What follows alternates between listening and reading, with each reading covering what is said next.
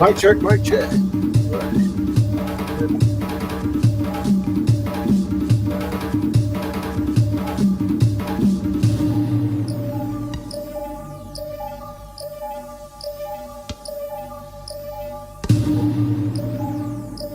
Tell a friend we're going live soon. We have a show.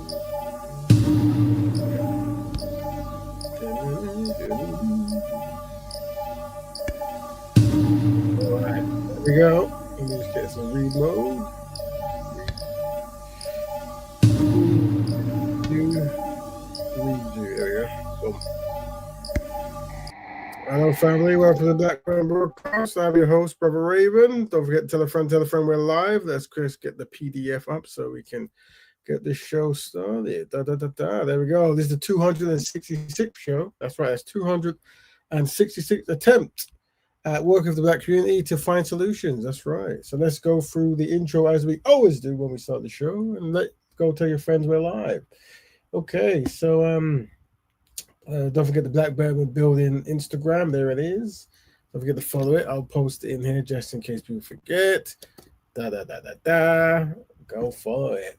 All right, so retroactive expectations. What is that? Well, these are ancestral obligations that we promote here. Now, these remember the atrocities inflicted upon the ancestors and the community in the past and present and behave in ways that reflect this. Oh, yes. Reconnect with Black people locally and globally from networks and teach each other about different cultures. Repair the Black community of historical trauma that causes self-hate challenges and health issues. And rebuild the Black family, Black economics, and Black nations. That's right. Now, how can we do all that? How can we do this retroactive expectations? Meaning, in the past, unfortunately, Black people mistreated. So we will think like, if they were, what will they kind of think in the past they want the future to happen to the community? And we're going to try to do that. And that's why we use a lifestyle called Black Betterment. That's right. We promote Black Betterment on this page or this forum and this YouTube station, I should say. And that is a lifestyle of Black people continuously helping Black people. That's right. That's what we promote here. And we reform it and we get it as crisp as possible, and we promote it here. But that is a solution to the challenges that the community face. Now, we focus on Black families, Black economics, and Black health. And we also, of course, it's a community show. People can jump on and speak. But if you do, don't forget the 4D values, which is discipline, dedication, dignity, and discernment. That's right. These are the 4D values. If you can remember these 4 values here, it makes finding solutions just that little bit more easier. It does. It really does. All right. Try not to use derogatory language if possible. I know many people find this hard. They find it very challenging not to use derogatory language. But if you can use descriptive languages, that would be slightly more easier. All right, so what's today's 2 topics about? So 2 fantastic topics. We have reparations reactions. What does non-Black people's reactions to reparation requests tell us about how other groups collectively think versus how Black people, I should put think there, but it's been disappeared, Black people think. And then it's time to talk about Black men not protecting Black women. We discuss if it's time to have talks about why so many Black women don't feel protected by Black men. All right, that's a very important topic, that one. So 2 things. So I saw a video which I'll play in a minute. There's a sister who we've played her stuff before, and she seems to be very on point about talking about hair issues and hair challenges and anxiety over hair and how to overcome that and how to be comfortable with natural hairstyles. And she's doing her thing, and I'll play some of her videos. But I saw another thing going slightly trendy where funny enough, she actually was on a gentleman's show who I spoke to in the comments, and we were talking, and I said, like, if you ever want to come on the show, he said he would like to. He's not based in the UK, even though he was born here or something, but he's based somewhere else. But he was happy to come on a live. And that was like this week, but I didn't know he had his own show because I just saw a comment he made somewhere, something like that. But anyway, that sister was on his show. So and he asked her a question about feeling protected by Black women and by Black men, and she gave her answer, which we'll unpack. But At the same time, a brother who I did a interview with many years back, a year back maybe a year or so back. Um, he asked me, says he's looking to take his platform to the next stage and do more open discussions with audiences and stuff. And if I would like to come and be a speaker, and I said, yeah. And I said, do you have a topic? Because he hasn't picked the topic yet. So I thought, well, if it's handled well, that might be a good topic, because everywhere I go, I ask that question: do black women feel protected by black men? I get the same kind of response. So it's definitely something that needs to be addressed, and solutions need to be found for it, or at least a discussion needs to be had. So he said that might be a good idea, but and I used this video to play it. So don't forget to tell a friend we're live. We'll start with the it's time to talk about black men not protecting black women. Is it time? We'll start with that topic, and then we'll move on. I haven't got any other videos not connected to it. I usually start with random videos just to give a black man perspective, but I haven't downloaded any. But I have got a lot of reparations one, and also the reparations one. Maybe I should put that as well. Funny enough, there's a reparations. This is UK based one. A conference tomorrow, and if you want to, I'm going to post. I've got a link here. I'll keep promoting it. If you want, I think you have to actually register to go, but it's actually tomorrow. So if you want to go, I think you have to. I think you have to register, but go on here and register if you want to go tomorrow. It's an all-day thing. I think I don't know if you have to go for all of it. You can pick certain kind of speakers, but this is the link if you want to go to that. I think that should work. Have I written that thing? Let me scroll. Hold on. Is it? Hold on. Yeah. Cool. It does it in two. That's interesting. Because that means the link won't work, then, won't it? If it does it in two, am I wrong? Hold on. If I don't know if because this link is there not like who did the code on? Let me just see if I can get a smaller version of this. Hold on. Because I think with YouTube, if the code is too long, it splits it. So let me go to reparations conference. Is there a way I can get a smaller link address, or is that maybe it's generated by some? Maybe this one. Let's see.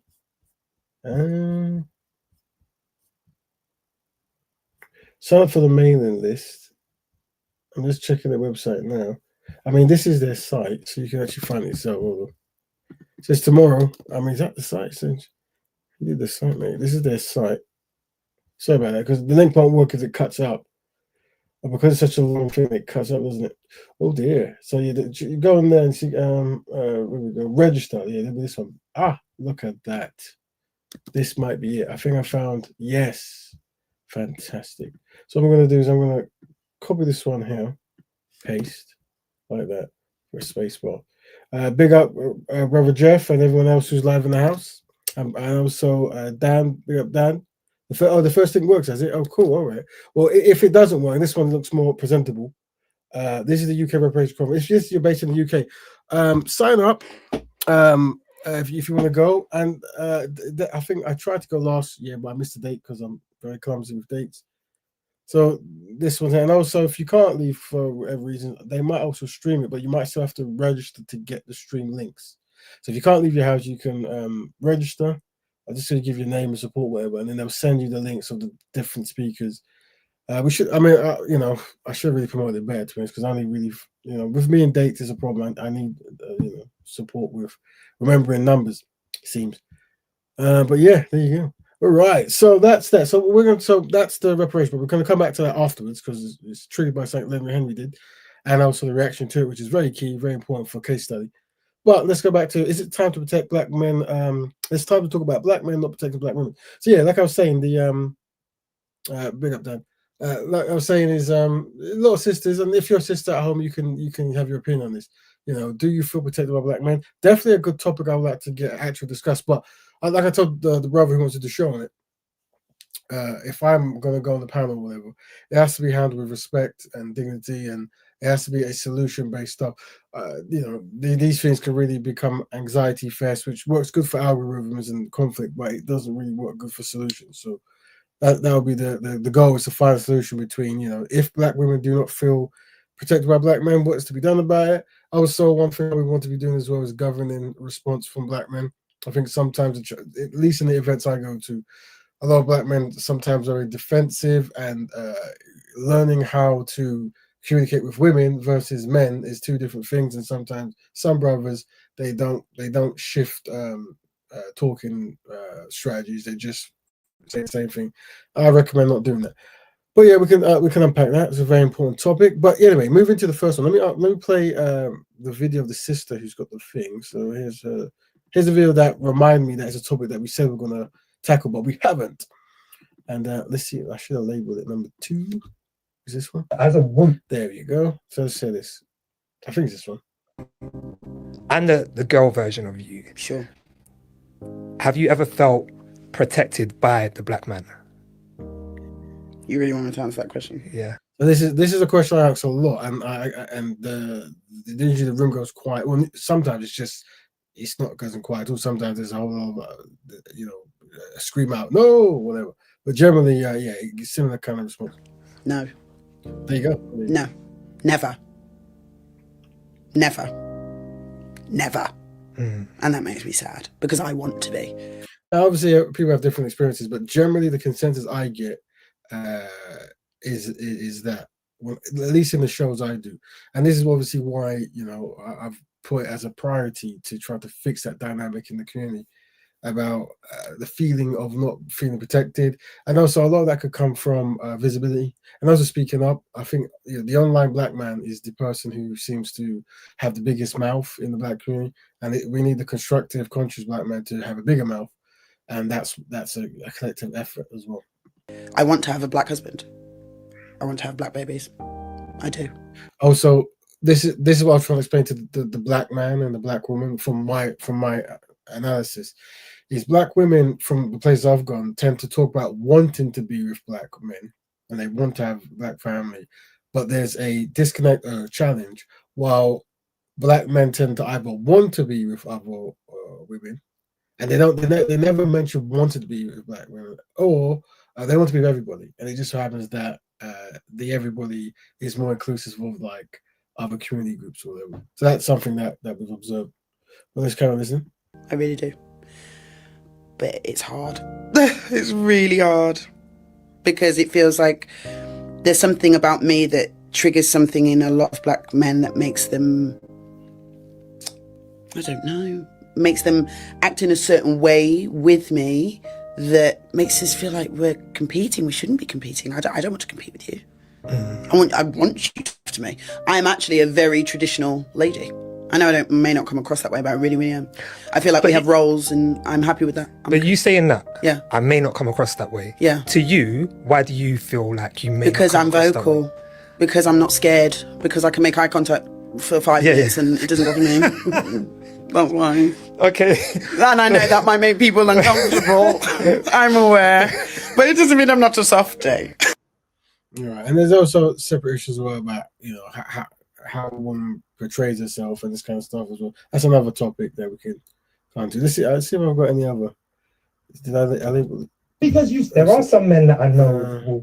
This is connected, sort of, I guess. This is one thing that I know will be like, you know what? I prefer a woman with no makeup. Because obviously, we had this discussion before, and we're asking issues of what the issues that maybe some black women have with black men and vice versa, or whatever. I think maybe we'll answer that question. We didn't get to actually conclude it, but you tend to find black men, aesthetic choices seems to sometimes come up for some reason, and this is somehow interwoven, I guess, in that kind of thing. But you're right. I don't really hear men talking about the hair. No. The issue is, I know that a lot of men will think, well, it's not my responsibility to make you feel beautiful in your natural hair. That's your journey. I honestly don't really even want to bring it up because I don't know how you feel about it. You might get upset. I might piss you off. So I understand that there is, a certain fear with even approaching the topic. But in the same way, a man would say to a woman, you are so beautiful without any makeup. Happens all the time, right? Is the same way that the discussion or the debate could be approached about hair and wearing hair and being completely natural. I do believe there is space for these kinds of conversations, but it also depends on how much you care about someone. You know, you love somebody, there's like different layers of love. You could love somebody and you're trying to spend the rest of your life with them. And you love them on a very like deep fucking spiritual level. Like you want the best. You want the best for that person. So you'll approach the uncomfortable conversation, even if you get backlash, because you love them on it's a bigger picture love. Yeah, you can shout at me because I want you to be all right. And I need to know if you're wearing that wig because you enjoy it and you think it's fashionable, go ahead, live your life. But I want to make sure that it's not anything deeper, because if it's something deeper, you are beautiful. And I am good to go if you want to take it off. Yeah. That's, to me, it's a sign of love.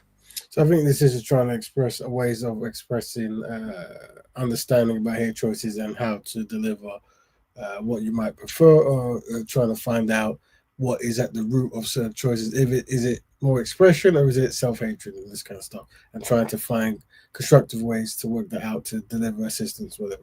So anyway, that's kind of connected to the question. Now let me go back to that question of, which is right here. It's time to talk about, is it time to talk about black men not protecting black women? So yeah, and this once again, for those who are joining, this is basically, I've been asked to join a panel to discuss, and to either lead on the panel or be a talking point on the panel. And they're setting up the shows now, but I've just interjected. But if you haven't got any topics, this might be one topic that I think is quite important, and that is, how do black women feel protected by black men? But I would obviously want to approach it with a bit more with class and correction and stuff. So yeah, so that's what kind of spared me. This video made me think that. But I'll keep you updated whether that's going to happen or not. And if you've got any questions on that, or any ways to handle it, let us know now. Let us know if you think it's a terrible idea. Is it something that's going to cause anxiety? Is there a way it can be approached? Is it important? Is it even a topic at all? For me, just from the interaction I've had, it is a very big topic, but I could be wrong. So anyway, let's now move to this. Let's people on the camera with that. We can stay on that. But generally, and by the way, guys, I have to probably wake up very early tomorrow to do this reparation stuff, whatever. But so I might have to leave because I need to sleep and all the rest of it. But I'll stay as long as the community wants. Within the 2 hours, I won't go over, but preferably 1 hour. But if it has to go longer, it has to go longer. Yeah. So now, here's the topic at hand. Unless others want to stay on the protecting black women topic, very quick one. And that is reparations. So yeah, Larry Henry, I think we mentioned last week. He let's see what he said. Let's see. You might be able to hear it from his own lips. See if I can find his one. Hold on. Listen, it's not that one. It's not that one. It's not that one. It might be their ancestors, but that one. Just a quick comment on Lenny Henry. Oh, cool. So I've got one, which is cool. Right, what's this one? Oh, no, it's that one. He's now written a book in which he says that. Sorry, his face is everywhere. It's the same video, but it's not. There you go. Let's hear it. Lenny Henry. Ancestors, but if you've grown up in a world where you've benefited from. Just talking. Lenny was he was probably the top black comedian in the UK. He probably is he? He might still be. I mean, like rating wise and history. I don't know who's the top. I mean, it might be that Mo guy. Maybe I don't know. Who knows? Whatever. But I don't know how comedy works with the ratings in the UK. But there was a time where he was the only black guy. He was given a show. I think he was in the first black sitcom, and then he started doing his own kind of shit. The Lenny Henry show. I remember seeing some of that stuff.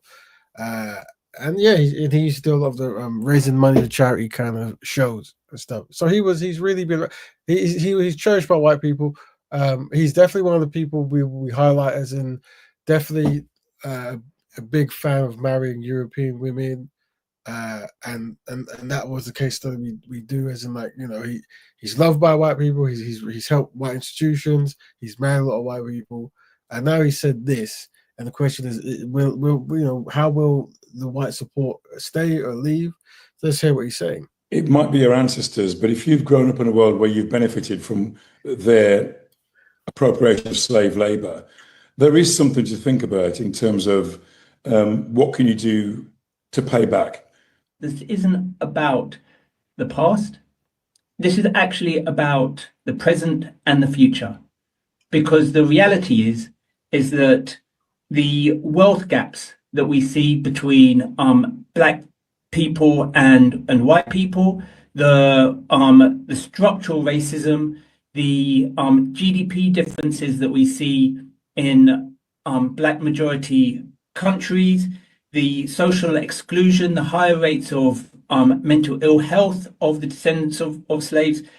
This is present, and these are all legacies of the transatlantic slave trade. This is a long-term healing process that needs to be at least embarked upon. And we know some people have begun a journey, but there's a long, long way to go before it can be fixed. So yeah, and good on those two for mentioning that. And like I said, that is merely the tip of the iceberg. Like, you know, we say that, you know, collectively Black men haven't healed from being conquered by white men or Arab men. And yeah, you know, every single area of activity is affected by the history of anti-Black racism, white supremacy, neo-colonization, colonization, that kind of stuff.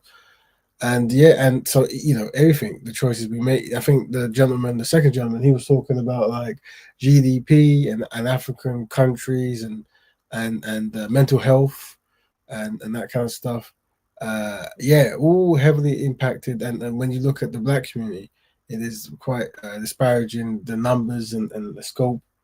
And that's why we actually practice Black Betterment. That's why one way of tackling that is actually getting everyone on code, as in getting Black people working in unison to find solutions. And that's why we mention Black families, Black economics, Black health, and having campaigns to make Black men love Black women openly, to have Black men want to start businesses and ownership and hiring Black people in the community, and also acknowledging the health issues and working on how we eat, how we live, how we drink, all that kind of stuff, and exercise, making that a cultural normative thing, all that stuff. And that's why we practice Black Betterment. Essentially what it is. And obviously they've tackled the iceberg of the stuff. So that's what he said, and I think this is connected to him making a book, maybe. I don't know if he's going to be at the reparations thing. It would be perfect for his book to be there. But he might know about it. Maybe he doesn't. I'm just an idiot. Maybe they should have approached him. Maybe they didn't. That's why he's mentioned it. I have no idea. But let me remove this. But then the case that we're doing now is how are people reacting to what he's saying, and we're going to really break out. I'm not going to do any kind of order. Where is it? Video. No. Let's look at this. So let's see, which was this? No, we'll look at responses first. Well, maybe we should look at responses first or breakdowns. We'll look at breakdowns first. So this is what he was talking about, just so we understand what he's saying. Slave trade for Britain was a big industry. Behind me is Lloyd's of London, a company that was involved in insuring cargo ships. And when I say cargo, I don't mean cargo for tea or for sugar. I mean tea for human beings, people who often look like me, captured from Africa and sold for profit.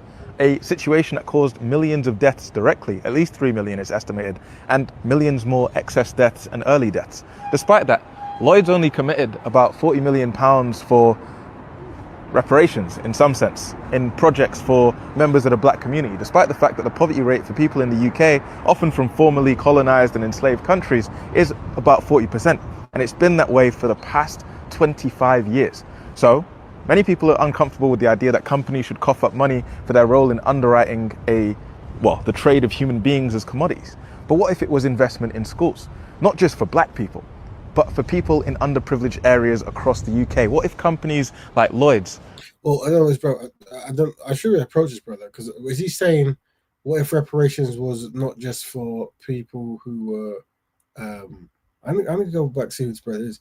But is he saying reparations? What if rather reparations was also paid to poor people and also be put in the form of education? Because we disagree with that. Pushed to invest in schools, in education, in nurses, in teachers that would not just lift up members of the Black and brown community, but everybody. It's Black and brown business. If you're talking about chattel enslavement and African and Caribbean enslavement, we'll first want to focus on that. It's good for, I might have to approach this brother to see. I'm listening for the first time, at least this part of it anyway. Especially working class members of the UK. But if you'd like to learn more about changing a situation where people have stagnating wages and that we have more branches, say, of McDonald's, or rather more food banks than branches of McDonald's, read the caption down below and follow Novo for more. All right, we'll approach. Yeah, okay. What do you think? Yeah, I'll jump on to tell you what I think. Yeah, that's been interesting. So that's what brother. He started good. He spoke about the institutions that are still around that benefit. I would like to discuss the overall solution of what he presented. Hopefully they don't present that tomorrow, but I could be wrong. What else? What's the other one? Listen, Britain didn't end slavery. Let's see what this brother. After this brother, we'll hear the response. Slavery. It rebranded it. People love to say Britain ended slavery, but let's be honest, Britain didn't end slavery. It ended the slave trade. And even then, it only ended its own. Britain trafficked tens of millions of Africans across the Atlantic. It built an empire of stolen bodies, earning what would now be hundreds of billions of pounds from sugar, cotton, tobacco, and human lives. So why do we celebrate a nation for ending a trade after it made a fortune from it?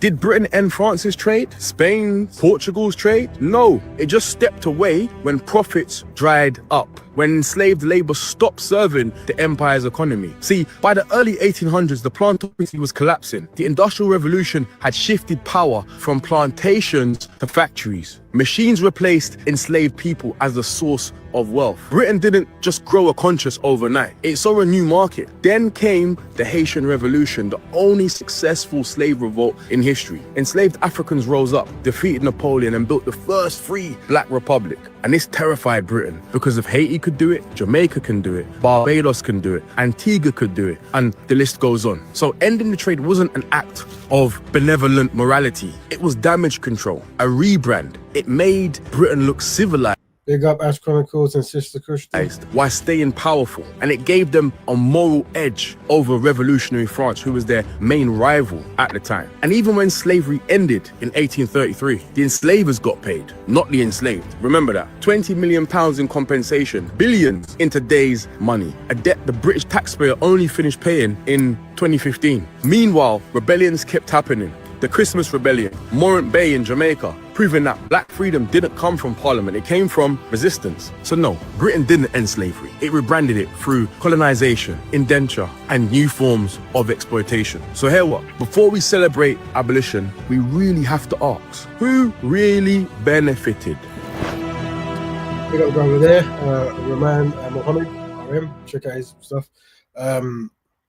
Yeah, so that's what I'm saying. All over the world, there was always motivations of why slavery ended. It wasn't to be super just. And that's another thing, we're case studying non-black people and how they respond to reparations. And a lot of them will try to say that, Britain led in ending slavery for righteous reasons. And maybe they did, or maybe they didn't.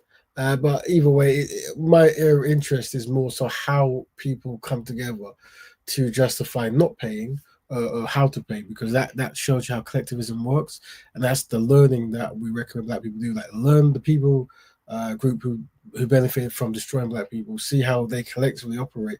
And more so, this ties into more so the black men who want to marry out into the communities. We always say, ask the women you want to marry out their views on reparations, because it will show you, as much as they love you, and I'm sure they do, they still have a collective mindset, and that's one thing that we haven't learned. Because obviously when you're a descendant of enslaved people or colonized people versus the descendant of enslavers and colonizers, there is a different mindset that goes into how to view the whole.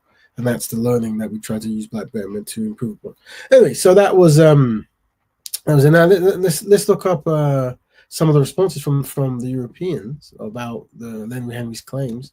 Let's see if we can find some. This is obviously this is one of them. So, a book in which he says that British taxpayers should pay £19 trillion for slavery reparations, which is basically the funniest thing he's said since 1983. It is actually, yeah. And that's a sum equivalent, larger than China's entire GDP. That's what they want us to pay. Now, I won't get into the details. I've just done a 1.5 hour debate with Kahinde Andrews, the infamous race grifter.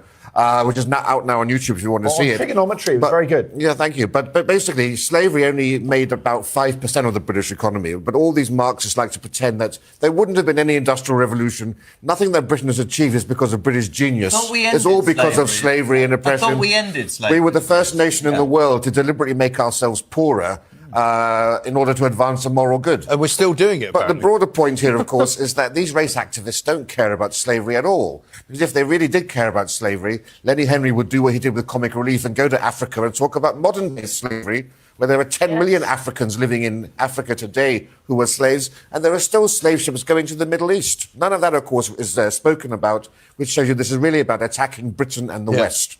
So these are tactics that the anti-black racists, as well as the universal non-black person, whatever, practices, and that is like the false equivalencies. First of all, when you talk about enslavement and genocide and this kind of stuff, there's actually a people who are affected by that, and those people are the people we're describing, the descendants of those people and the groups and the nations those people come from.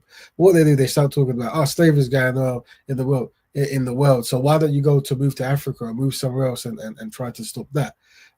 This is the same equivalent of saying my daughter's been robbed and attacked, and then you bring her to the police station and they say, well, you should go to Japan. They rob people in Japan. Why don't you go and try to deal with thievery in Japan? Why are you coming here? Because you robbed us, and this is what we want. Like we want justice for what happened. And once again, so this is a technology they've done. Remember, a very delicate subject, and look how it's treated. We're talking about the mass genocide, death, pillaging of a people group, and how the people have not recovered. The individual has said, 5%. That's the whole European economics was based upon having free labor for hundreds of years. Like free labor for 100 years, where the conditioning of the free labor isn't even a question. It's like cattle or whatever it might be. This is a big way to boost empires, kingdoms, and to the extent of what they had and the amount they had is a reflection on the empires, how they grew. If you look at America, you look at Britain, look at France, look at Spain, these kind of places, see how they grew after slavery, and this kind of stuff. Yep, and as I said, very, very, but it's important because this is how Europeans act. Now, fair enough, people might argue that this is like a kind of show that specializes in anti kind of black narrative, so that you should respect for them. So let's see if we can find something. White people. So this is another one. This brother here. This is obviously American brother. White people. So this guy, remember that the whole rage engagement kind of strategy that people have. And we covered brothers like this where the whole thing is saying racism is not bad, black people are bad, white people whatever. But then these people, when these things come out, this is who the Europeans will start using as they're like, well, the black people are saying this. Didn't invent slavery. After you watch this video, you are going to be absolutely baffled by the fact that for years and years, you have been told that white people enslaved the world and need to pay literally trillions in reparations. Let's be clear. Slavery is evil, but it's an... White people is a collective term of people of European descent. And those people of European descent had nations and empires. So we can say white people as a collective noun of what the activities that was done. But when reparation claims come in, it's very particular. It's like, the countries that were colonized by France, they want France to pay. The countries that were colonized by England, they want England to pay. And America and so forth. So it isn't white people going around, it's the countries in particular. But once again, they try to use these terms to make it like it's a wishy-washy. If you're white, you're bad. If you're black, you're good. And we want the money. Ancient human evil practiced. Once again, the universal black man, there he is. It's humans, that kind of stuff. Practiced by everyone to everyone. 4 years ago. So once again, he's saying, look, slavery's happened all the time. Like, why are you mentioning it now? Once again, same analogy you give. If I come to you because my granddad was robbed by you, yes, other people's granddads are robbed and other people are robbed, but we're not going to focus on them. We're going to focus on that your granddad robbed my granddad and you're still driving this car, you see? So if you give the car back, everything's good. I understand in Japan, granddads are robbed and they're on horses and they're on trains and stuff. But my granddad was robbed by your granddad, run it back. So just make it more simple for them. I went to Ghana. I stood in a slave dungeon where people who looked like me sold people who looked like me to white people. But long before Europeans began the transatlantic slave trade. Once again, unfortunately, women get kidnapped and sold into into brothels and this kind of stuff. And many times it's madams and matrons who get them into it, whatever. We don't run a charge on women. We understand that men are manipulating women for the sex trade, and it's something that needs to be tackled.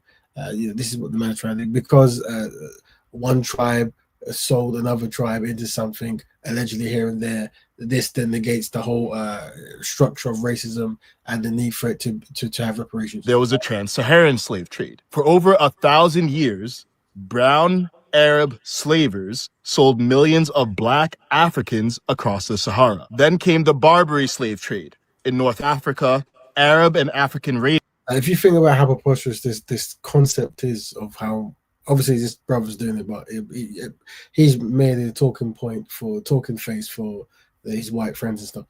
But it's just it's amazing that a very particular claim is made. Your nation enslaved these people and haven't paid reparations for the death and the stolen property and the massacre and the genocide, and because of it, there has been much challenge that goes on, still goes on, and now people start talking about all over the world slavery. And it's a very interesting technique, isn't it? It's almost like 9/11. It goes, oh well, allegedly, because it might not have been him, allegedly. Allegedly this guy crashed into this building, but there's terrorism in Ireland, there's terrorism in India, there's terrorism all over the world. So why should you go? And the irony is that allegedly they went to the wrong place, but that's another discussion for another day with them. But yeah, it's just interesting techniques that seems to be pushed forward in the black community. Interesting. Leaders captured and sold over 1 million white Christian Europeans. China. Why does nobody talk about that? Why don't you ask for reparations from the Arabs then? Then end the story. Now we can go back to UK and the slave trade. Nobody ever speak about white people being enslaved by people of color? Maybe it's because it doesn't fit their narrative. What narrative is that? That white people are evil and people of color couldn't possibly ever do anything wrong. Once again, it's not about being evil or being good. It's about one nation enslaving another people group and not paying reparations for crimes against humanity. Korea, Japan, India, every one of them practiced slavery. Europeans did take slavery to another scale when they came to Africa, but it's not because they were more evil. It's because they had the technology to commit evil on an industrial scale. See, once again, this gentleman, he's trying to justify wickedry, and this is what I'm saying, like, this tone of how people deal with genocide towards Africans and black people, very different when you look around the world and stuff and other people groups. And that's why it's important that black people price black men, because yes, the statement is very true. Everybody hates black people, including black people. That's why you have to price black women. So, which major power stopped slavery first? The British. Very good point by Empress Kushti there. Japanese, Irish, and other groups have got their reparations. So that's another interesting thing. Large part because of... Not to mention that white people receive reparations for the loss of stock in the slave trade. Pro-human Christian values. The same values America was founded on. The same values that drove white Americans... A lot of black brothers will see this gentleman and have a supreme hate for him. And I can't stop you from doing it. But I would say just know that it isn't a reflection of what he doesn't know. It's a reflection of how good anti-black racism is. It's a system that's really well at training black people to be self-sabotaging. And some people, when they're born to a world, they have absolutely no defense for it. And this gentleman, if you look at his eyes, you can tell he has no defense for it. Like, this is a narrative that makes sense to him. And potentially also it might be very profitable to talk this way. To fight other white Americans to free black Americans in the Civil War. Values missing. So what they also talk about, they don't talk about the actual experiences of black people. Now they want to talk about the good white person who fought for the freeing of black. And this is the same thing you're going to see in the other videos as well when it comes to why Europeans shouldn't pay reparations. In places like Libya, where today you can buy a human being for $400. All right, let's see if we get some of the UK ones now. And that one was from the UK though. Let's see, not you. You might need to rack your... Let's see this guy. I saw this on Thingy's page. To rack your brains a little bit about this. Lenny Henry, remember him? He used to be famous. Lenny Henry, comedian, actor. this is a case study. Usually it's a chess game when we look at things. So it's like I think black people should be paid reparations, of course. But I use reparations talk to demonstrate that collectively black people have no friends. Because the biggest component when I got to do discussions is black people, more so black men, to be honest, defending a perceived concept that maybe someone hates Europeans, or maybe you shouldn't be with black people or something, or maybe I hate white people or something like this. And I would say, well, it's not about hate, whatever. It's about mindsets and how people operate, and black people are not operating correctly. And I'm going to demonstrate through collectivism that your universal friendship committee, you think you're on the same page, but when it comes to reparations, we're not on the same page. Europeans will look out for what benefits Europeans first, and black people will look out for what benefits Europeans first. And this is one of those demonstrations. Writer, ex-husband of Dawn French, Knight of the Realm, Sir Lenny Henry. Why am I bringing him up? Well, he's got a book coming out in 2 days' time, 7th of October, I believe it is.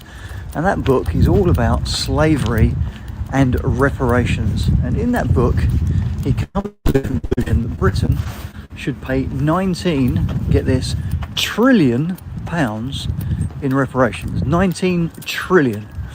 The entire British economy is about 3 to 3.5 trillion pounds. Every single part of it, every penny, every... I was going to say in the last video, maybe it's safe for the next video, but what you have to understand is when these numbers are given, look at how the non-black person or the European reacts, right? They go straight to the most devastating thing, like, look at how much it is.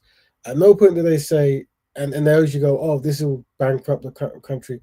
Then they think, why don't we think of like a payment plan? So, when Europe is doing the lending the money to Africa, or asking Haiti to pay back reparations for destroying the enslavement equipment, they have a plan. It's like, well, I'll tell you what, why don't you just pay us for 100, 200, 300 years? And that way, we have a plan. So there's always something you could discuss, like, okay, well, we can't afford you to these things now, but we can have a plan where every year we guarantee you this much. Kind of like how the reparations that's kind of how it worked, wasn't it? Once again, there's a demonstration. When they allegedly ended slavery, they were paying the enslavers reparations, and it was a continuation that ended in 2015 or something like this. So this is what it is. So it's like, you understand, for those processes, you can have a payment plan. But when it comes to the reverse end, it's like, no, it's going to bankrupt the country. It's ludicrous. Very important. Very important you see this reaction. Every bean earned and spent is about 3.5 trillion. So he wants us to pay. Should Africa pay reparations to its diaspora? Well, that's interesting. We can tackle that as a topic. Some people say that because Africa was colonized afterwards and the empires are no longer still around, or the tribes are not really around, that it's a different thing. And some say that there's a difference between chattel slavery and serfdom. But yeah, that is a discussion we can have.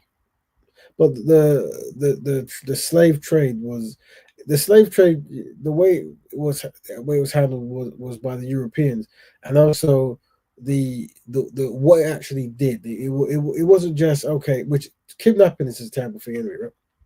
But it was the complete dehumanization and restructuring and mental destruction and pillaging and all that of a people. That you literally change a people from one ethnic group to a brand new ethnic group. All that, plus the deaths and the trips and all that kind of stuff, plus the treatment of it on the place, it's a whole lot of stuff. 6 times that, roughly, in reparations for slavery. The guy's clearly insane.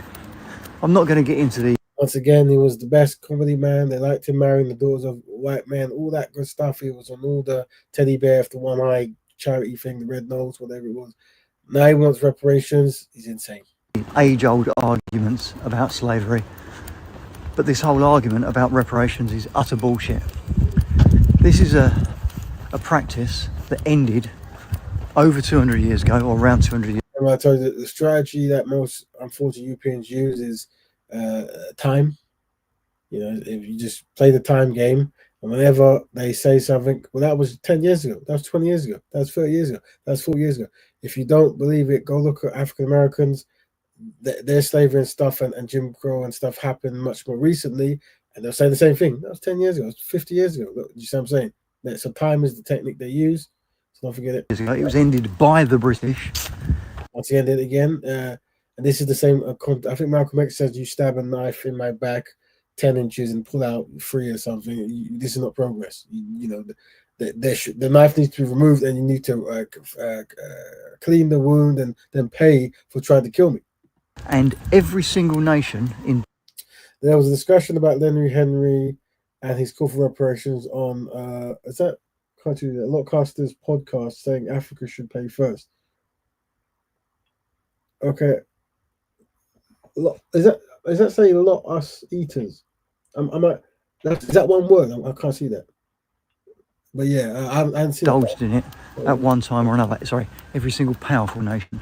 So is he demanding just in Europe that the French, the Spanish, the Dutch, the Portuguese and the Germans also, and the Belgians also pay reparations? I don't know, maybe. How about all the African nations? Should they be paying reparations?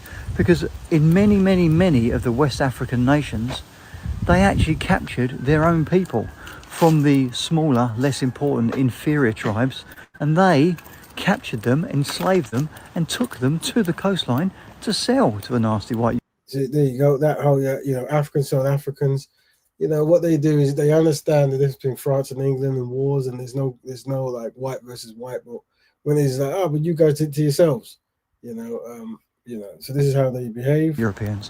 What about all the Middle Eastern nations? Every single one of them indulged in slavery. How do you think large parts of North Africa became Islamic? Through slavery. What about the slavery that is still going on in many of those countries? Why is it only us that has to pay 19 trillion in reparations? I'll tell you why. Because he's got a book coming out in 2 days' time. His career is going nowhere, and he needs to remain important. That's why. I'm just not having it. The guy's a prick. It's as simple as that. The whole argument just doesn't. Yeah, so is that Lotus Eaters, as in Lotus? Because it looks like Lotus. I think it's Lotus Eaters, the podcast. Let me check that out. I typed that because I'll see if I can get that out. Maybe not this week. But yeah, no, it's a name called him, by the way, by this individual. And he's done the whole tropes again, like, Arab trades and they sold each other, whatever. Once again, there is no, and very importantly, understand this black man, especially black men who want to marry the daughters of this man. Notice how it isn't like, well, I can understand your pain. I can understand your pain. It's none of that. It's, well, effing and blinding. He's mad. He's not fun anymore. Doesn't stand up, doesn't carry water, doesn't carry weight, and he's completely nonsensical. As I've said a million times in a million other videos, every major empire and every major nation on the planet of the earth at one stage in its history has had slaves, has captured slaves, has sold slaves, and it is still going on. And when we talk about the transatlantic Africa to the Caribbean slave trade, we're the ones that stopped it. And you also have to ask or pose the very tricky question. Lenny Henry is of Jamaican heritage. His mum was Jamaican, and his dad apparently also was Jamaican. He's one of 7 siblings. He was the only one born and bred in the UK. And he's made a very, very, very successful career for himself. He's been knighted. He's a Sir. Famous comedian, famous writer, famous actor. So whilst this might sound brutal, if his ancestors, going back however many generations it was, weren't taken from Africa to Jamaica, and Jamaica didn't then become part of the Commonwealth, and therefore his parents weren't able to come and live in the UK, would any of us have ever heard of Lenny Henry? The chances are probably not. So once again, the genocide, the kidnapping, it all is worth it because of a comedian's fame. And this is once again. So you're going to see this consistently. And remember again, remember this is a case study. You have to understand that, unfortunately, and this is just for us to say plainly, black people's pain and plight isn't really in the minds of anyone, and that includes black people, really. So you can talk about these very horrific issues and stuff like that, like thank goodness for slavery because it got us out of Africa. This kind of quotes, right? So this is what it is. But once again, I'm showing you this because the goal is to unify Black people in doing Black issues, and sometimes two Black people are very connected to non-Black people. Like there's a beloved love that makes them not want to really be committed to doing stuff. So I'm just showing that the love you have for other groups, and I'm sure it's very fantastic, they might not have the same back, as in they've been trained how to process information to benefit not their group collectively. And this is every group generally. The only group that struggles to do that, from the observation of at least this podcast's perspective, is Black people. And a lot of that comes from being colonized and being enslaved, where you've been taught a culture of subservience. And seeing this kind of discussion is important because it helps frame why Black Betterment is important. Would he be as rich as he is? No. Would he be famous? No. Would he have a platform to write this book? No. Would he be able to talk about reparations and claim reparations as being important? No. And would he have been knighted by the Queen as he was? Absolutely not. So I'm not claiming that it was a good thing, but I am claiming that a lot of these people that owe their current status to what went on 200 years ago, 300 years ago. Larry Henry is a person, but a celebrity, but there are millions of Black people who want reparations. So you don't have to look at one person who's doing really well and go, well, he's doing well. It doesn't work that way. Like if something is bad, anyone should be able to mention it, regardless of how rich or poor they are a little bit fucking hypocritical to then be slating it and claiming that we should pay 19 trillion pounds to put it right. Nobody alive today in the UK, no Briton alive today, had anything to do with it whatsoever. They're at least 3 generations removed as a minimum. So why should this nation now, and the people of this nation now, be forced into abject poverty? Because that's what it would do. 19 trillion pounds would totally impoverish the nation. Once again, no payment plan like Europeans do to Africa. No, it's just that they want one lump sum. That's another technique they use. Pretty much forever. So why should you, me, and Lenny Henry himself, and everyone he knows, and everyone else in the country, be forced into abject poverty for something that happened a minimum of 3 to 4 generations ago was when it stopped, and it was us that stopped it. The whole argument is utter tosh, and Lenny Henry is doing it to remain important and remain in the public eye. It's as simple as that. So he thinks that he's doing a rage engagement. That's what he thinks it is. Let's remove this. We welcome Empress Kush to the platform. Black Betterment to you, sister. Black Betterment, bro. How are you? Should be fantastic. It's good to hear your voice. Good to see you back. Yeah, you know what? I wanted to just have a nice chill and just listen to you and be in the comments, but that one was a draw. I was like, nope, I'm going to push that button. Yeah, it happens. It does happen. It does happen. You're good. I've got one more, I think, of this. Let me see if I can find. Hold on. Right, you're not. Is that, listen, just because there are some men. Well, I think I've got. Right, let's hear, brother. Bro, how did you find African sold? Say again. Sorry, I did. Sorry, I didn't want to interrupt. But, go. But I was gonna say, bro, that first original video with the brother talking about reparations, I was nodding my head with him, you know, and then I hear the reparations should go to all disadvantaged. As soon as you said, I did the same thing. I was like, how, bro? Well, I don't want to derail you, but listen, that one, yeah. I'm glad you stopped it. You were like, hold on. Yeah, well, the thing is, what? This is what Black Betterment is about. It's about understanding the arguments and understanding that some people are, they've got some kind of a thing going on, and we have to go make it make sense, isn't it? Like literally. Why would we? And it's like the DEI thing and the civil rights thing as well. Because I was thinking about it, as I was contemplating it, and Black people are the only people that when we fought for something, we didn't ring fence it just for us. You know, when the thing happened with COVID and the Chinese people got together, you did a thing on it, and they gathered a law very quickly Yes. that was protecting them as a protected entity. Yes. And like obviously the Ish people, they have their own. They've done all their fighting for themselves to protect themselves as an entity. The civil rights, we know that in the end, one of the biggest benefits of them in America was white women. Yes. Right. So you think about when we fight for rights previously, it was because of the humanity in us that we're not going to ring fence this just for us. No, everyone should be treated like this. And then we've learned from that. And then obviously we've consequently heard about the DEI and all of that that's happened. And then them realizing that it was the farmers, the US veterans and white women that also suffered on those cuts. But of course, when they hear something happening for a disadvantaged group, automatically, because people have been sensitized, they think of black, right? And that's why you had even like the Latinos and all that willing to vote for something that even when the man was saying, I said that was talking about before, that even when the man was saying that, we're going to take away these rapists and everything else and these bad people, and even though he was saying Latinos, in their head, criminals identify as blacks. It's only when it hits the fan, people want black support. Do you understand what I'm saying? Yeah, of and course, then you come down to you showing this video. The brother's all for reparation, which is supposed to repair his community. Yeah. And then what does the brother say?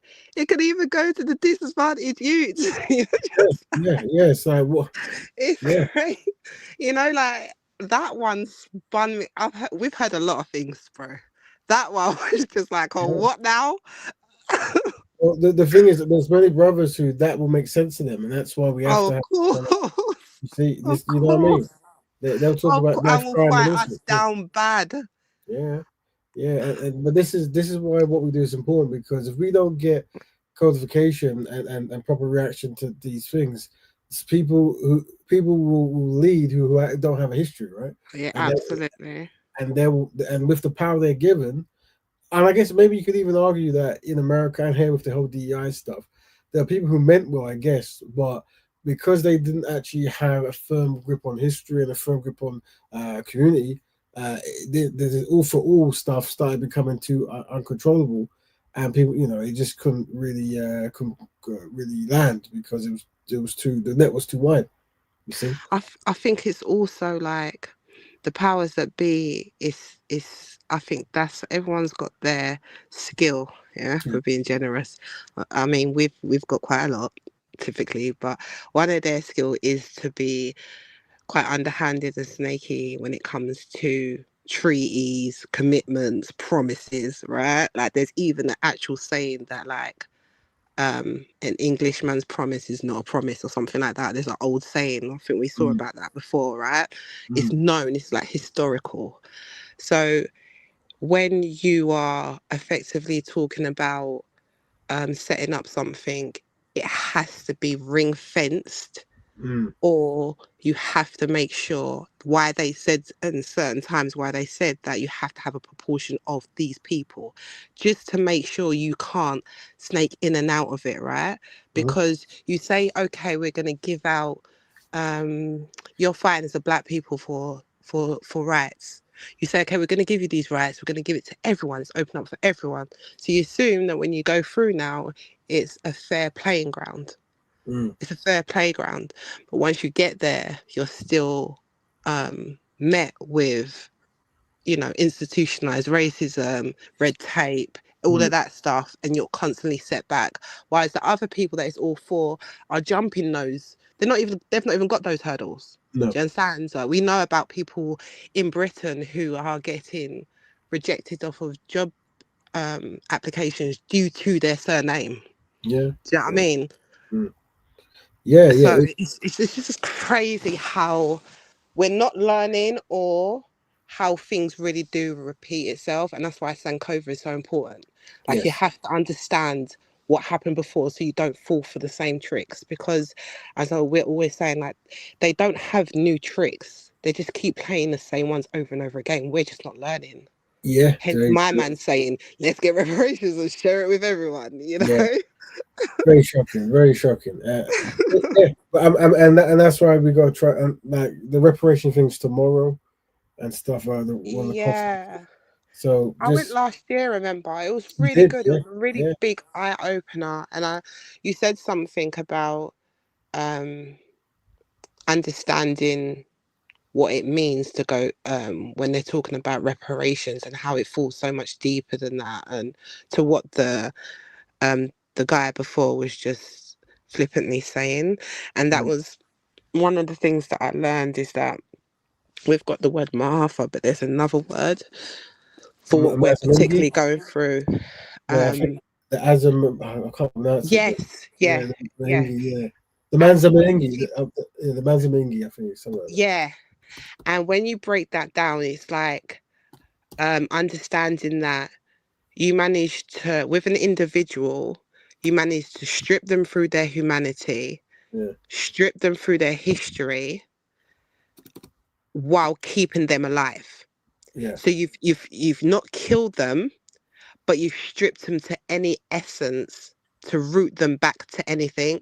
And when you go there, you have people who are like what I was saying last time, you know, people who are really dedicated, like scholarly kind of dedication. It was in a lovely building. There's different rooms. If that you really, and the reason why there's so much rooms is because reparations means, as you were saying, so many things. The education part, the medical history, like if you've read a medical apartheid, apparent, for example, if you've read that book, you understand what they've done to us medically, what they're doing with the IMF internationally, you know, legally, how they've done us over. Like when you really break down how, because it is an institution, how we have been done by, it's great to see different people committed to a section and going hard at it. You go into one room and there's someone who knows exactly what they're talking in regards to the legal room. You go into the next one, they're telling you about the medical part of it, the law part of it, like, and there's so much more. Like it's a whole day and it's multiple rooms happening at a time. It's beautifully run, it's very professional. There's black vendors there. They've got a great timetable and everything they're laid out for you, like a little booklet. It's literally a lovely, if you're genuinely just want to have an open mind to go in and find out what it's about, not by people who are just waffling, but people who are truly dedicated. Like when I went there, there was a woman from one of the I think it was one of the African countries, and she came in her attire, was it Namibia, and she was talking about what had happened. I think the brother that you've got on the screen now, Shakara, he's got some videos of it last year, so you can go on to Got Kush and you'll be able to see some of the videos on there. I'm sure he'll be there this year as well. But yeah, and she was just talking about the atrocities and how they're fighting, and just to see a woman there from, do you know what I mean, from the country, talking her thing and saying what she needs, and you get to ask questions about to people that are back and forth. You see people having back and forth conversation. Like it is really a good, it will be an eye opener, and you come away from there well more knowledged, and you see it as such a big thing. As you said, when you hear someone saying, oh, Trillion, you literally see how ignorant that is. As you said, that statement is, when you see what it really is and how it really affects you. And that's why I think that that word, sorry, that the way what they call it and the way they break it out down to you is literally what they did to us, because it's something that's never happened to anyone else. Like, you know, to strip you from your lineage, strip you from your language, to strip, do you understand, strip you from humanity, but make sure that they kept us alive because we were meant to do labor. That's it. So yeah, it's definitely go down there. Roll True family. Definitely. I think it's when I went last year, it was free. You just need to register, sign up and go. So. Yeah. I'll put the link for the register. It's here. So guys, I saw you I think did. so if you want to guys go on it. If you can't move about there, they also generate links that you can watch, but I'm going to try to get down there. I'm going to try to get down for all of you if I can. But it's here. Try the register anyway. Tell a friend, but it's definitely worth going. And yeah, and these are the people who are dedicated, so they can give you the language needed to be able to better express yourself when you come online and you see some of these people who are not informed, who just once again they do not include the humanity in the words. They just reparations is a number in it. They don't really think about what it represents or what has happened or why people are saying it. I mean, but let's hear Absolutely, and how much of it is actually not money? exactly, yeah, of You know what course, I mean? How much of the yeah, repair is yeah, really not money? You yeah, know, and yeah, even the environmental factor as well. You got to think what they're doing and how they've polluted the lands yeah, and stuff like that. Like when we're talking about reparations, really, it really makes you open your scope.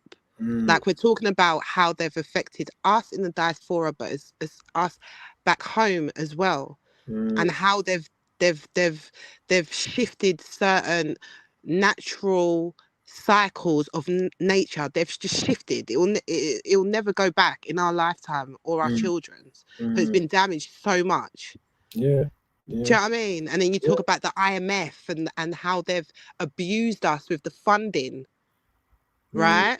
Or if you talk about what happened to the Caribbean, the Windrush generation, and what they went through the early years in regards to the education here and how they were called slow and everything else. You remember all of that? yeah, yeah, To their accent and things like that. Like when you think about how we have been systematically, directly, us been affected. When you're talking about cash, when you go to that place, I promise you, when someone talks to you firstly about cash, you'll just roll it. It's so ignorant. yeah, It's so much bigger, like honestly. of Sorry, course. I feel like I'm their spokesperson, but you know how Oh, I'm passionate about things well, like you that. And should it was be. really was an eye opener. Mm. And it's run well. You know what I mean as well, bro. Like it's so nice and yeah. You'll No, have a it's good good. time there. Well, the thing is, that's the thing. It will align you to the information, and there's many brothers and sisters who are unaware of it, and they can go through the same kind of transformation when they go. And that's what it is about, Absolutely. connecting people to connect people. But it's getting the tone of voice right for everyone, because unfortunately, a lot of brothers and sisters are talking in the world of ignorance, and they Yeah. think they know something, but they don't know, and you can tell because. Like I said, their disconnect in talking about their ancestors or their culture, their background, is a demonstration that they haven't done the research, or the research hasn't been done to them. So Hmm. this is why we have to, obviously the internet is very entertaining for like controversy and clicks and stuff. But at a certain Yeah. point, we do need to get a structure going where we connect people with information so they can make more informed decisions. You see? Absolutely. And I saw a few little familiar faces of people I haven't seen for ages. So I think, and I made some great connections from there as well. And there was Mhm. potential to make so much more as well. So that's another thing, the networking there. Of You're course. already around like-minded people. Nice. Everyone wants to talk, everyone wants to connect, everyone sees you, they give you a nod, a smile. Everyone's there for the same reason, for knowledge. So it's not like any like stiff up face or anything like that. It's very welcoming. It's brilliant. Good. That's excellent. Well, let's say Brother Shakara talk about this topic of African soul to slave. Us into slavery. A very Rewind. Africans sold us into slavery, a very convenient argument being promoted more and more by people who seem to feel the need to justify their allegiance to Britain in particular and the West in general. Now, without any shame whatsoever, we can say that in any such instance of oppression committed against a group, there have been members of that group that have colluded with the oppressor. This has been the case for every other group, and is certainly the case in relation to the Ma'afa, which is the invasion, conquest, genocide, enslavement, colonialism, and neocolonialism committed against African people. However, only in the instance of African people do the colluders become the dominant agents and the dominant narrative, to the extent that they somehow mitigate the culpability of Europeans and European nations in relation to crimes committed against African people. Now, when you say these things, I'm not going to tell you, say, well, I'm just stating the facts. Well, if they were just stating the facts, they might see fit to include in their narrative the fact that Africans on the continent in fact fought against slavery, not only against the Europeans, but also Africans who colluded with the Europeans in the enslavement process. But them not gonna tell you that. You know why? Because they're not just stating the facts. This is a political argument, as I've already said, to justify allegiance to Britain and the West, but also to provide a defense for Britain and the West in relation to issues of justice, such as reparations. And that I go on. And we just have to know that and act accordingly. We got the brother there. Some questions in the audience. Cash without a nation will go straight back at the same power structure we're fighting against. And that's an argument we have heard before that. And I think some other people think without structure as well. Because like without structure and understanding, yeah, there's a chance that anything you go. Funny enough, we actually tried to plot certain ways of how to handle reparations and institutions on the show. We got in our PDF file. And I think it was more so to deal with people who married out as well, like that fear of, paying reparations to people who give it directly to the groups who benefited from, your downfall. I guess that's quite analogous to. I haven't seen the film, but the film is about the Native Indian women who married European men, and those, yeah. those I European told men. you you need to watch that, bro. I need to watch it. I'm gonna put it on my list. I will go watch my You list. need to watch it. I don't yeah. know why, but Leonardo DiCaprio plays a colonizer just so well, boy.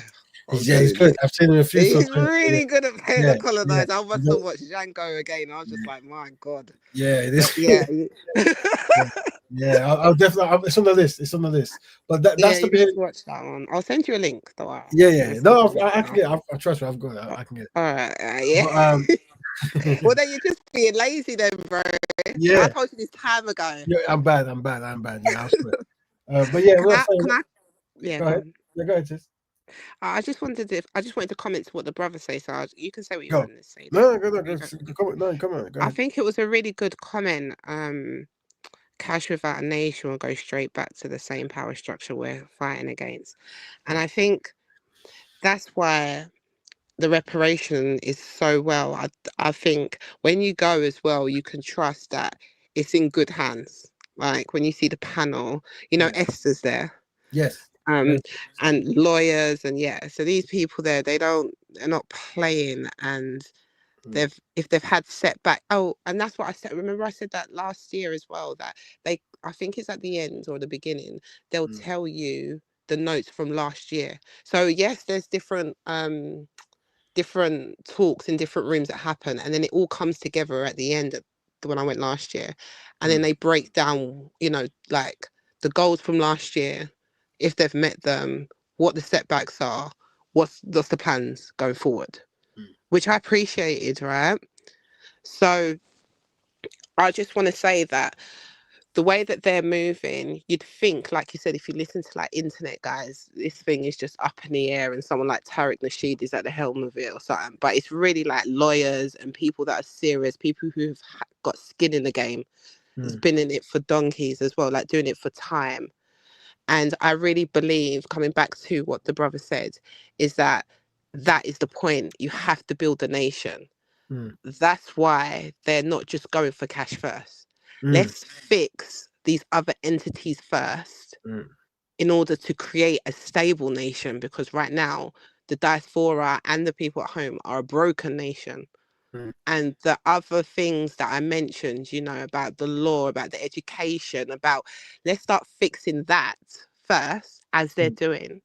And this is what I love. So I feel like, again, if that brother is in the UK and he's got the time tomorrow, or sister, I suggest you go down there, because I think you'll be pleasantly surprised. And if you're overseas, then as the brother said, I think you can get, hopefully you can get a live streaming, or I know the brother Shakara will be streaming, will upload it at some stage, or maybe brother Raven might, but I don't want to put any pressure on him.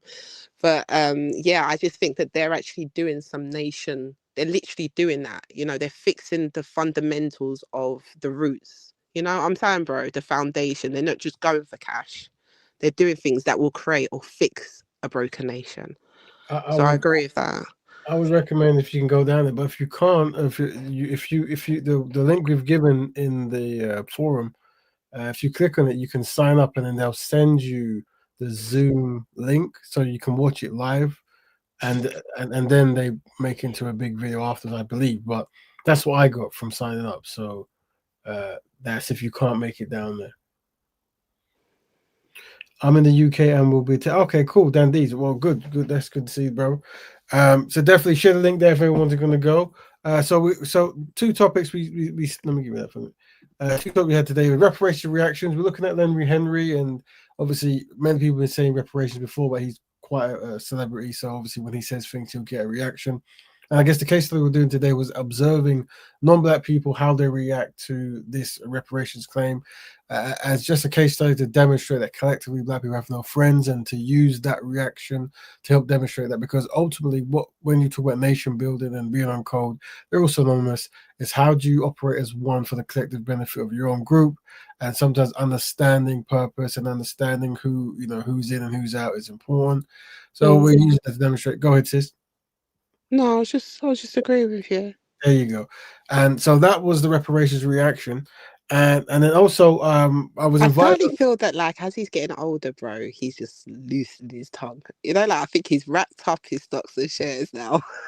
Maybe. I Because mean, Lenny Henry is like, he's just saying a whole bunch of stuff to annoy these folks. Every time I see him featured, he's saying something about blackness, like, recently. I don't know if it's old age, isn't it? well, the thing is, comfortability, he was that the first, I think, from the UK black comedian who really made like big numbers and stuff from late 70s to For early. recent times, in our generation, I'd say so. Yeah. Well, who was? I mean, who was like who was hitting his? Yeah. So I'm not talking about anything now, because there's like the whole lot of guys now. But I'm saying that in the past. Yeah, I'm talking about like from when we were younger. I'd agree. Yeah. I don't know, but he was really big. Like he was. No, absolutely, especially for a black. Yeah, for a black entertainer, like with the Dudley accent and everything. Like he put Dudley on the map. You know what I mean? Yeah. So, and I remember he used to have these like little Christmas specials, and he used to, although he was with Dawn French, he used to introduce his Caribbean roots a lot. Like I got that sense that he did want to represent them and represent them well. I will say that he's done like a lot of TV shows, in fact, that are like quite black based. Remember when he did that Caribbean?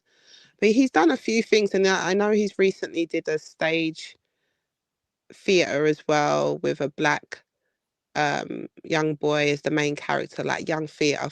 So even I'm going to take my ones to there. So I feel like going to theatre is great, right? Encourages like people who don't necessarily go to the theatre to go to theatre, or just give that experience to our kids. And also to, like, when you first go to a theatre, see a young black lead.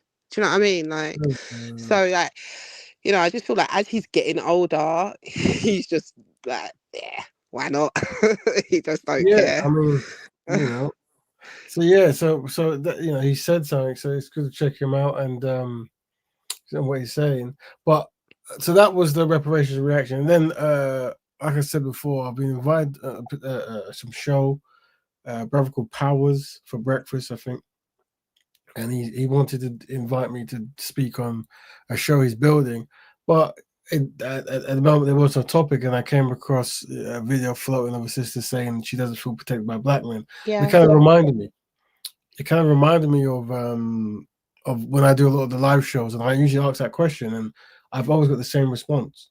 So I think it's definitely a discussion that we should have in a respectful way to see, to unpack it out, what is really happening to get this reaction, and how can we amend it. So you're gonna Powers for breakfast. Why does that sound familiar? Have you spoken to him before, or he was the one who I did an interview with, and some of the clips went viral on some people's platform about, and once again it was about the same thing of black men loving black women. Usually that's what gets some. But kind he of... was the opposing, the devil. No, he was definitely pro it, but he was the one who first threw me off with when I said pro black, and he said, "Are you pro truth or pro blaak?" And I vaguely remember that one. I said, "Oh yeah, this must be the new branding." Okay, so because this is one that I see what you've done there. Yeah. And I know he never invented it, so and I suspect there's yeah. That was the thing at that time. I remember. And once again, talking to people, like he's a good brother, and okay, he does a lot of good things. Does he pass the free questions then? Is it he has passed the free questions. Yes, okay. And I respect the fact that he's got a platform. So with the platform, he's going to interview different people and get different perspectives. Although I would say that he was one who came across as he was very pro black young and then meeting other pro-black people, he's kind of like, you know, developed. Yeah, put off really. And I had to tell him about expectations and all these kind of, and the questions to ask, and also that, you know, it actually isn't a normal thing to this. It's normal to be put off by certain things, but I think there's a high expectation in the Black community, and sometimes, you know, when that isn't reached, it has devastating effects. And then usually people go the opposite way, so they go from being like pro-black to pro Mr. Humanity, yeah, for real. Everyone but black, so it kind of goes that way. You see, black people lost, and they don't know they're doing it. So I was glad I spoke to him, and my job, and I said, look, invite all these, because a lot of people come on his show, right, that I saw, and they're all nice people here and there, but like I said, like it's almost like a commitment to the Black community seems to be last on everyone's agenda, you know. And when people speak, it's always a universal tone, you know, we're all in together, and it's like, yeah, I guess me personally, I come to disrupt that. Really, I think that tone isn't beneficial to Black people. Just like, you know, the reparations argument that we're discussing now is part of that. Like, you know, we're all in together, but when it comes to reparations, we're not all together. You're the most funniest man is no longer funny. You know, he's not funny. I think like when you get, I don't know the people that he's getting in, but if they're like also content creators, I think they toe the line, innit? Like it's just like going for like someone like a Lenny Henry to me. I don't expect you to speak out or be pro any, like I expect you to date whatever. Do you know what I mean? I just think that you're gonna toe the line because you know what the mainstream response to a Black man saying, I mean, look what they did to Stormzy because he did a school scholarship for Black kids. So we all know that if you're trying to make it on mainstream, it's harder for you to make it that way. Although the wickedest thing is that we love them even harder. I don't understand why they've not learned that from the past yet. But I think understand. I don't get that part. Yeah, but to add to that, I think a lot of the people, like he's quite a small platform, so a lot of the people he gets on a lot of like the kind of like niche conspiracy or whatever kind of people on. And with these guys, it's like they are very particular. They're against this nation, against this empire. They're against this type of food. Don't trust the water. All that stuff going on, but they cannot commit to anything Black. Like, you know what I mean? But they can commit to so much wild things. Wild, isn't it? Like, don't eat the avocados. It was grown in Israel. Don't, you know, crazy. Don't put on channel 1 or channel 7 because of the frequencies. And I mean, it sounds beautiful. When it's like, well, what do you think about Black men come together to economics and marrying Black women, that kind of stuff? I don't know, like universal love, you know, we're all humans, you know, blah blah, Homo sapien, all that kind of stuff, whatever. So yeah, it's just very interesting. It's very interesting. Okay, so let me give you my little 2 pence as a sister. Are you gonna go on it then? Are you gonna do it? I'll go on it. I'll go on it. Okay. But I've really said that I suggested this topic, and I said that it has to be done. So this will be the topic. Is it time to talk about Black men not protected? So so the question will be: do Black women feel protected by Black men? And then obviously, whatever the answer is, but if the answer is no, which it will be, unfortunately, from my research, whatever, then it's about how Black men react and what is to be done. So I mean, this is from here. I can tell you, one of the suspected responses that will be defense that I've seen. So the education is how not to react in a defensive manner towards such a question, where you then try to make Black women guilty for that tone or that acknowledgement or whatever it is, right? And how to speak to women versus how to speak to men, right? And also, people are going to say it's not all Black men, so it's about, we understand that the online Black man has the biggest voice. The Black man has to now go, okay, well, I don't want to be represented by the online Black man because the online Black man is a rage engagement machine. So let us try to get our voices more clear. And we need, like I said, with the whole Ginger J kind of thing, like. Well, this is what I was going to say. I was going to give you some little, you know, perspective from a sister on this one, like, because I'm assuming that it's going to be all men on this one. No. You think it's going to be mixed? I think knowing him, he's going to try to. But then Yeah, Mm. I can also force things like, if I'm going to be on there, I would like to do this, or we're good to get a I balance. think it would have been better. I think it would have come across a bit more well, I mean, it's a guy and he could do whatever he wants in it. I'm just saying it would have been good to have seen an all men one.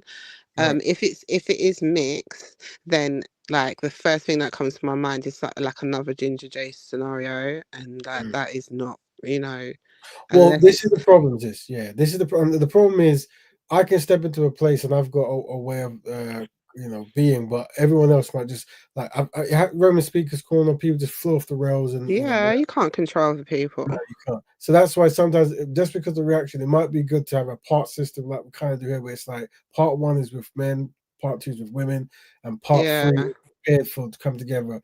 But we use the video, I don't know if you saw it, of the sister who talks about the hair stuff, as like a way. What was I was going to say that, but it I think for me, it is Now, preparing. brother, what does black women's hair got to do with does black men are protecting black women? Well, Well, funny enough, it's going to come up. Hopefully, but this is what I'm saying, bro. Listen. What is hair? This is what black women are saying. Why are you talking about the hair? Like, there is so much that we could be discussing. If the hair comes up, like, you're just gonna roll your eyes and change the channel, like. Well, and this is something that I'm going to control, but I think where it might get there is not the question of whether black men should protect black women, because it doesn't matter how you hear it, you need protection, right? But more so, it's going to move into. I know it's going to move into like, well, black men are not around because black men might not be picking women, this kind of stuff, right? And then why are they picking women? It's like, because, and then the list of things, and one will be as cosmetic choices, whatever it might be, right?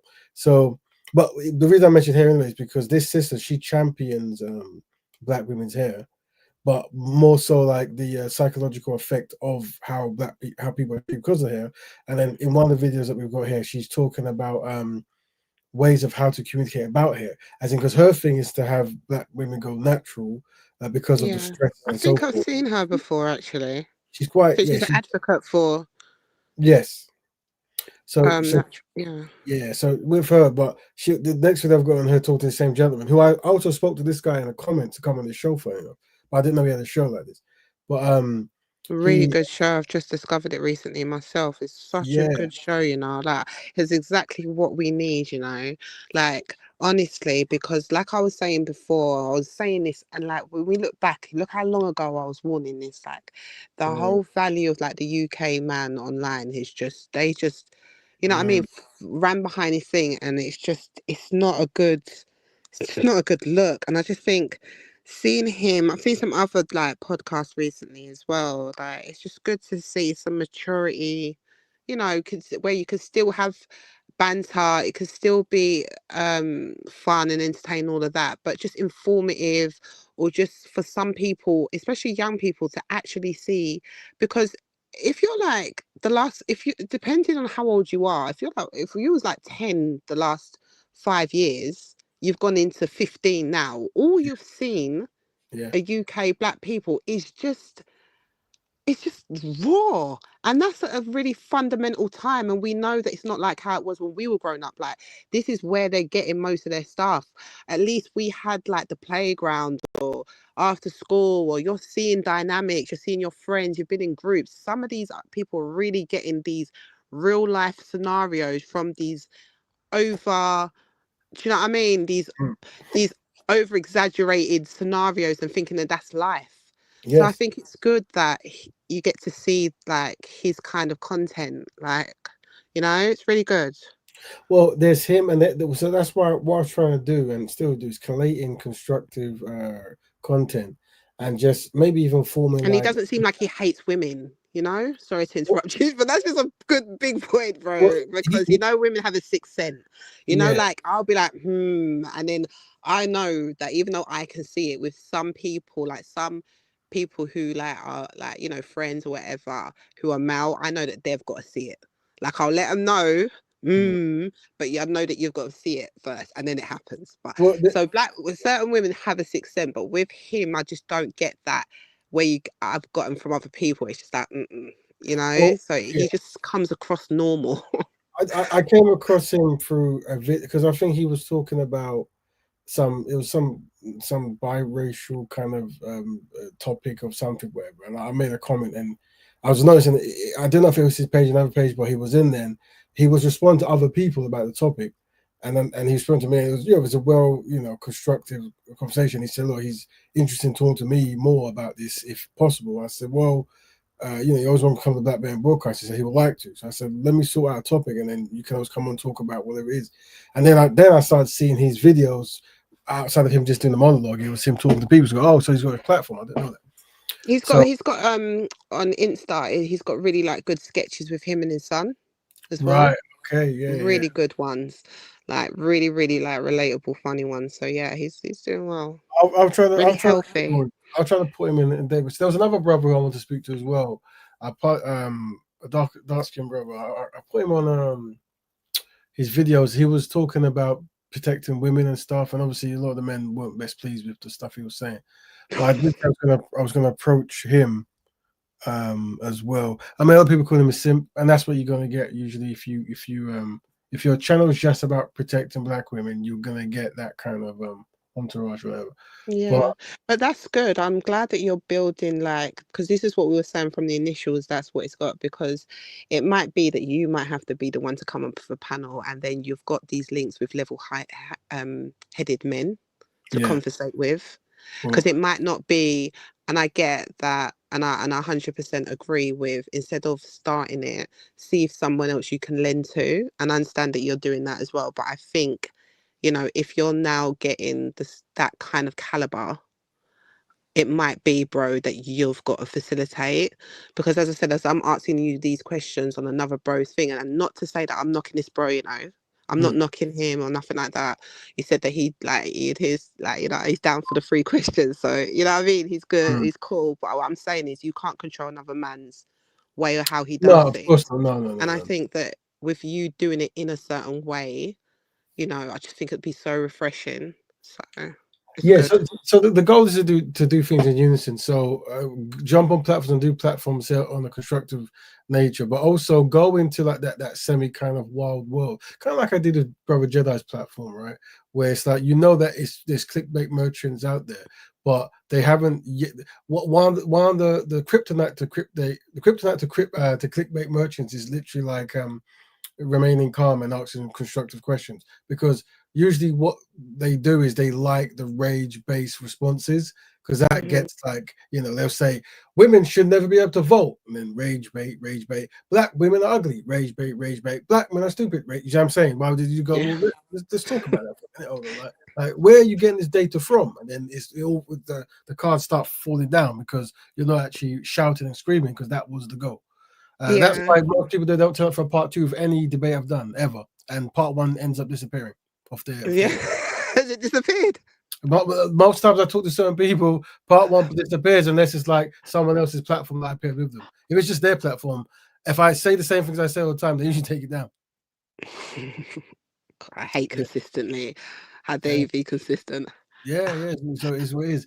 But it is what it is. But what I'm saying is, with this particular brother's platform, I would like that discussion to go forward in the greater number, but also how to approach it. And the approach I'm interested in is how black men react to black women not being best pleased. And what I suspect many might do, the online black man, is be defensive and talk to black women how they will talk to black men. And that's where I say that there needs to be a leadership level where you don't approach it. You actually approach it with concern, you see? But just like how the reparations Europeans do not care about how black people feel. We don't want to be like that within our own community, where we don't especially care about to your own women. Exactly. Well, once again, and that's why I keep saying that I'm always going to lead with comparing. I know this is a very brutal thing to do, but I think it's necessary. Like demonstrating, like, it's not black men versus black women; it's black men versus other men.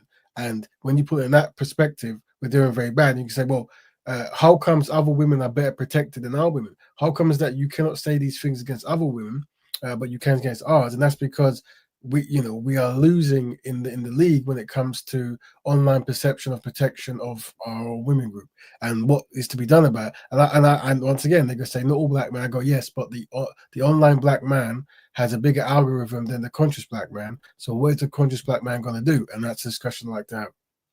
And do me a favor, if they talk about hair and it's like the first 10 minutes, bro, start doing a counter in your head. Just start counting how many times you hear hair getting mentioned. Think of your sister Kush. And I will say though, any man that decides to act like Ginger J after what has just happened, he needs his head tested anyway. So I'm relying on that. No one wants that backlash again. But so hopefully it won't be like that, and there's no a big ordeal like that. I think the most you're gonna get is just and because I'm expecting that the brother wants a decent discussion himself, he's gonna have people that's probably gonna have different, like you said, those mindsets, but have a way of articulating it in a certain way. And I think that you're not new to this, you're true to this, so that's child's play for you. And I think it will be, I do love it when, as you said, as it's happening, you then just start breaking down exactly what that is. See what that is just there, like. So I would appreciate those things. Like in real life, you're holding a mirror to what they're actually spewing, like what that is actually reflecting, what that is evidence of, why that is dangerous, how that is perceived. Like, do you understand? So that would be good to see. Oh, so we got Tweak. You should seek reparations from ancestors who sold you. I suspect, Tweak, you're from a different community. If so, it would be good to study you. And once again, this individual, they're demonstrating what we learned today, and that is, focus it on within our group, not like once again you're saying, should we go to the reparation of the people who sold you, allegedly claiming to the African, I guess, but. Once again, we've talked about atrocities that happen to a people group on a land by particular people, right? It's such a visceral reaction, isn't it, bro? It is. But what I'm saying is this is why you have to just ask the questions, and it highlights the education, the allegiance, and also they're probably passers-by, whatever, and doing whatever they're doing. But yeah. I mean, Tweak, you don't have to say. What's your background? Is it of African, Caribbean, European, Asian descent? How have you come across the channel? Have you been on before? And what is it about Black people asking for reparations that's most shocking or alarming to you? If you don't, it's just so we can learn from you, because we do. Where you're from is important because we want to study the behavioral patterns and stuff. But once again, you don't have to give truthful information. Many people from different backgrounds don't. But feel free to do if you wish to. All right. So, family, once again, we're almost at the end of our fantastic 2-hour show. Reparations Reactions, we looked at Henry, what he said, and how people like Tweak react to that particular kind of concept of reparations. And also talk about a future show of trying to, talk about this very important topic of, do Black women feel protected by Black men? And, of course, understanding why the online Black man's presence and algorithm is so much more bigger than the conscious. And that's a very important topic to understand. Like, is there a community of Black men who are protected, who make it their main agenda to be seen protecting Black women? And if so, why have they not, or we not, been seen at a higher rate? And does a networking need to happen?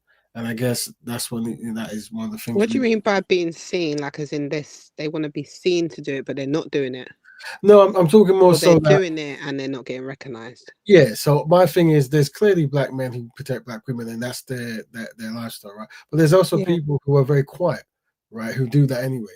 And there's multiple people who are quiet. But what it is the more you let the online Black man paint a picture of the Black community, the further you're going to damage the collective. Yeah, you're going to damage. So it's like part of the solution is to be vocal and go, I don't know what these guys are talking about. We love Black women. We're going to protect Black women, right? I've been saying that.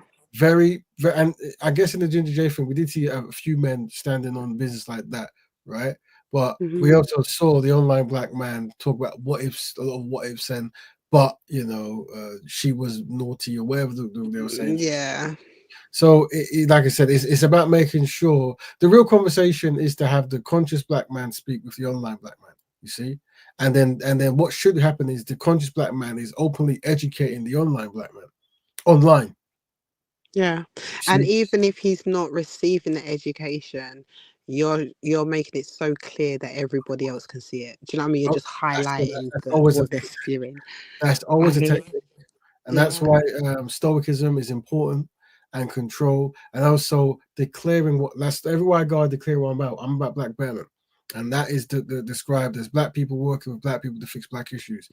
There isn't like I'm here for that, and that's why if someone was to go, yeah, but you do this and you're bad, go doesn't matter about me. It's about about the collective. But if it is about me, I'm the worst, you're the best. Now we can move on. It's like I said, like I agree, and I think as well, you know, when you showed that point on what the lady said about black hair, when she was talking about the communication regarding the way we speak about it, like the way that she'd like brothers to address it, and how the way you say something, depending on how you say it, can give you different reactions, of course, to women, right? And I think it's crazy because it's almost like having to teach certain men how to communicate with women in the most basic sense, you know, like to understand that, you know, I get that you're just saying it how it is, but women tend to be, you know, like literally having to just break that down. And I think that she did it very articulately. Like, this is what would be nice to hear it said in this way, but she's also educating them. So when she's saying that, maybe, you know, as a man, I've got to check in and be like, or assess the situation. You know, have you got that on because this is just your creative and you might change it up once in a while? We also get to see your natural hair. Or is it a deeper self-conscious tip? You know, like those kind of things to make the guy understand that just seeing someone a snapshot in their hair, you can't accept, like you can't make, like it sounds so dumb to make a judgment on someone like that. With all of the kind of judgments that you make, and then the way that she articulates, you know, saying that, oh, there's like, you know, there's nothing like seeing a girl in her natural hair, or I love the way you look in your natural hair when she rocks the natural, kind of encourages her to do it that way. There's also a thing in saying that if you meet a girl and she's got a hairstyle that you don't like, don't approach her. You know what I mean? And then go for someone with that look. This whole thing about just forcing all women to abide to one individual's, it's just that's what I'm saying. I hope it don't get to hair, because honestly, it's just, like I said, it's just another, it don't. It shouldn't, but it shouldn't. And the goal is to like why black women feel a certain way. And I'm gonna have to go to that sister's interview, because I Yeah, it'll be a good one to use. Yeah. Maybe we'll review that one, because she seems to be a very outspoken woman who's formulated opinion. So yeah, it'll be good to see that. But it shouldn't from the way I would approach it. But I suspect it will only go there if it kind of talk about it gets, why because you it's their last trick. It's one of the cards, isn't it, that they pull out? You know, it like that usually, last. but it's usually connected to them being the daughters of white men, usually, and the reasons why. Oh, I can already see this is going to be a juicy one. This is what I mean. It's that kind of assessment I want you to be doing, like in real time when they're talking like this. So, of course, yeah. of course. Gotta get my popcorn ready. But the thing is, it is a domino effect. My expectation is that men have to be the starting point of defense for a community group. So that means we have to be the starting people of understanding how our words might affect the women. But at the same token, once that's been done, there has to be an understanding from women about why black men, and it happens anyway. The reason why black men are in this collective condition is because of history, right? So, as in, we understand that a good number was done on black men. So, the way black men are collectively behaving is how we're meant to be behaving, as it pertains to racism, white supremacy. It's the goal. The goal was to make a subservient class of people who always put other people's needs before their own, and that's successful. And the concept is this way, but when it comes to breaking it, That's why many of them are doing the master's work for them now. They don't have to do anything. Of course, but that's train them so well. But once we break that cycle and you have those men, then it's the understanding of why men are black men are in a behind position. But once we understand why and we're treating our women correctly, then we both can be on code of knowing that we're going to be behind, but we're going to be working together to move forward in one pace. You see, so it's many things happen at one time, but it does start with black men. How black men react to black women and be that protect system. Will it be live stream? Are you talking about the event? So the event that the brothers Wow, did. Pan is still he's still lurking and bothering you in the background. Yeah. Yeah, he's still here. Big up that brother. Once again, brother, you're always welcome if everyone votes, but so far no one has voted. But what I would say is to Dan, the show that the brother's trying to run, it should be, because he's got some really good equipment, and I went to his studio and he's really spent money to get things look. And I think he's now moving to the next step up. That's what he's trying to do. I let him know if he wants to support, I'll help him. And we'll play some of his stuff at some point. But yeah, I'll make sure that anything we do is constructive and stuff and benefit. Big up Golden Black, big up Dan, big up Man Goddess, and big up Brother Pan. And big up Christy. We're unless there's any other questions from the panel or from people in the forum, we're gonna end there. I'm gonna get ready for tomorrow or whatever. But write some notes. If I can suggest anything, bro, take either make sure your battery's probably going to die, so I was going to say take a pen and pad, like go old school, and then write some notes, because trust me, there's going to be little diamonds in there that, you know, like as I was talking, I was like, oh yeah, and this, and oh yeah, and that, and like literally, like, so yeah, take some notes and stuff. Take a notepad, sorry, just so you can write some notes to remind yourself of everything you've taken in. Yeah, that's a good point. That's a good point. All right, family. So to everyone, Black Bam Tool, for those who help Bless Black up people, to the family, bless up to the chat big as up to you well. guys. Know you're important, and for those who don't press Black Bam, know you're loved. Know you're loved. There you go. Until next week, Black Bam to all Black Bam. I'll be have a fantastic week, and don't forget to click the link to go there. Click the link and sign up. So even if you can't go, you can still check the video. I might even post it when I end this stream. So there you go. There you go. Let me put in the thing.